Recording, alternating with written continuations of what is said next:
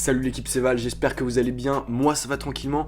Vous l'avez vu, le tirage au sort des huitièmes de finale de la Ligue des Champions a été effectué hier. Il y a eu des grosses affiches, il y a notamment le Liverpool Bayern de Munich, l'Atlético Madrid, Juventus de Turin ou encore Manchester United, Paris Saint-Germain. On a vraiment hâte d'assister à tous ces chocs, de voir tous ces chocs, mais en attendant février, parce que voilà, février c'est dans assez longtemps, je vais vous exposer dans cette vidéo mes différents pronostics pour tous ces huitièmes de finale de la Ligue des Champions. Je vais essayer d'être le plus objectif possible en fonction des résultats des équipes, etc. Bien entendu, il y en a certains d'entre vous qui ne seront pas d'accord avec tel ou tel match, avec tel ou tel pronostic. Dites-moi tous vos pronostics en commentaire. Voilà, faites-moi une liste des équipes qui selon vous vont se qualifier pour les quarts de finale de la Ligue des Champions. Mais bref, avant de vraiment commencer la vidéo, petite nouveauté, voilà, petite un peu fraîcheur sur la chaîne au début de chaque vidéo. Je ferai un petit quiz, voilà, une petite question, ça sera sur une stat, ça sera sur un joueur, sur une équipe, sur un fait historique, etc. Je vous poserai une question et vous y répondrez en commentaire. Donc pour ce premier quiz, n'oubliez pas donc d'aller répondre en commentaire. La première question que je vous posais, c'est dans l'histoire de la Ligue des Champions, quelle est l'équipe qui a perdu le plus de finales donc de la Ligue des Champions?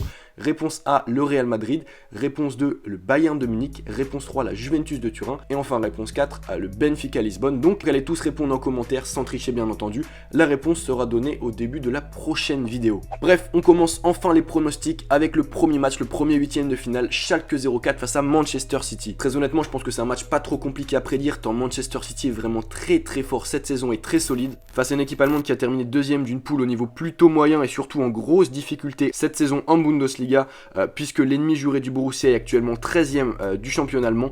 Je vois pas Schalke 04 créer l'exploit face aux hommes de Guardiola, qui ont tout de même par 2 fois cette saison buté face à l'Olympique Lyonnais, qui je pense n'est pas beaucoup plus fort que Schalke. Mais bref, je vois sans surprise Manchester City s'imposer à l'aller et au retour et se qualifier sans trop de soucis pour les quarts de finale de la Ligue des Champions. Deuxième huitième de finale, et là c'est déjà un vrai choc, une vraie grosse rencontre entre deux équipes qu'on est vraiment habitué à voir au moins dans le dernier carré de la Ligue des Champions. C'est d'un côté la Juventus de Turin et de l'autre l'Atlético Madrid. D'ailleurs pour moi mais également pour vous, parce que j'avais fait un sondage dessus, cette affiche c'est la plus grosse affiche des huitièmes de finale de la Ligue des Champions. Avec deux équipes qu'on connaît tous très bien, le rugueux est toujours très bien en place, Atlético Madrid de Diego Simeone face à la Juventus qui écrase tout sur son passage cette saison, malgré tout de même une défaite face à Manchester United au match retour en poule. Ça va être un match super intéressant et disputé. Après j'ai tout de même l'impression que l'Atlético est un petit peu en dessous de la Juventus, on l'a vu notamment en Liga, mais aussi dans cette phase de poule, les Colchoneros sont capables du meilleur comme du pire, à l'image de la rencontre face au Borussia avec une défaite 4-0 à l'aller, puis une victoire 2-0 très intéressante au retour. Bref, les coéquipiers d'Antoine Griezmann font énormément de matchs nuls cette saison, ce qui n'est pas vraiment quelque chose de positif, et je pense qu'ils vont accrocher peut-être à l'aller les joueurs de la Juve, mais que ça va être très compliqué pour eux au retour, surtout quand on connaît les performances de CR7 dans les grands matchs, et je vois donc la Juventus se qualifier pour les quarts de finale grâce à une victoire au match retour. On enchaîne aussi avec un match qu'on attend tous avec vraiment impatience, c'est le choc entre le Paris Saint-Germain et Manchester United, et attention, pour moi c'est vraiment pas un tirage facile pour le Paris Saint-Germain, et ça pour 3 raisons. Tout d'abord parce que Manchester United a de très bons éléments dans son effectif.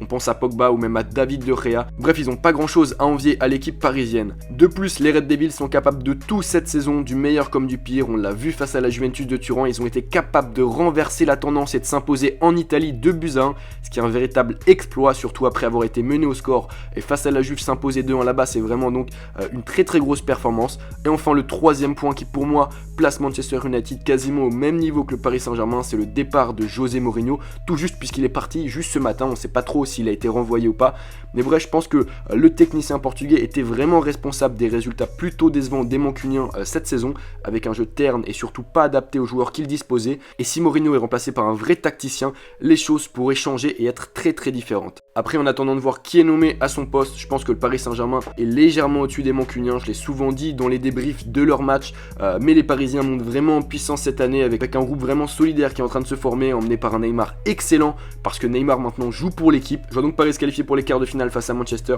même si cela sera très loin d'être une partie de plaisir pour les joueurs de la capitale.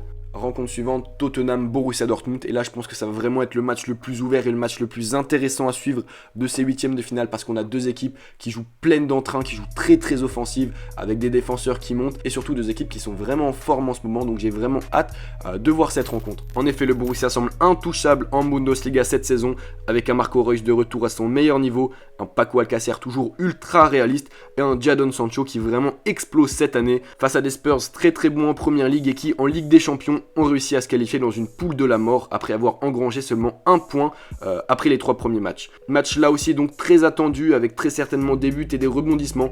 Mais personnellement je vois le Borussia passer, ils sont plus réguliers et un peu plus solides en Ligue des Champions pour moi que Tottenham. On enchaîne là encore avec une rencontre que vous attendez tous et personnellement que j'attends vraiment, c'est la rencontre entre l'Olympique Lyonnais et le FC Barcelone. Alors quand je pense à cette rencontre, ça me rappelle vraiment mes premiers souvenirs de foot, avec notamment le coup franc de Juninho exceptionnel face au Barça, c'était à Gerland il me semble, c'était en 2009 ou 2010, il avait mis un coup franc absolument magnifique, je pense que vous en rappelez tous ou à peu près tous, mais bref, pour revenir à l'actualité et à cette rencontre, je pense que ça va être très compliqué, malheureusement quasiment impossible pour les joueurs de Pep Genesio de se qualifier face au FC Barcelone. En effet, j'ai vraiment l'impression que le Barça est trop fort cette année pour que les hommes de Genesio fassent quelque chose. Ils arriveront peut-être à accrocher les Catalans au Parc OL à l'aller, comme ils l'ont fait par 2 fois face à City, mais au retour au Camp Nou, je pense que cela sera tout bonnement trop dur pour eux, surtout quand on voit à quel niveau est revenu Lionel Messi cette année, et donc pour moi le Barça devrait passer en quart de finale de la Ligue des Champions. Match suivant quant à lui un peu moins attendu, c'est le match entre l'AS Roma et le FC Porto. Alors je vais pas trop m'attarder sur ce match parce que c'est 2 équipes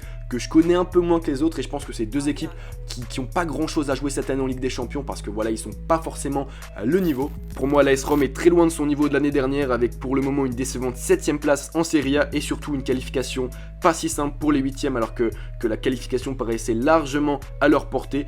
Et de l'autre côté, le FC Porto qui a terminé premier d'une poule également moyenne, c'était la poule de Schalke 04. Et en championnat, le FC Porto prône pour le moment en tête du championnat portugais. Je vois donc ici un match ouvert, mais avec une qualification entre guillemets un peu surprise du FC Porto, parce que voilà, je sais pas, j'ai l'impression qu'ils peuvent quand même faire quelque chose, notamment au match retour. Ils vont être poussés par leur public qui est vraiment exceptionnel, et donc pourquoi pas pour eux aller chercher la qualification.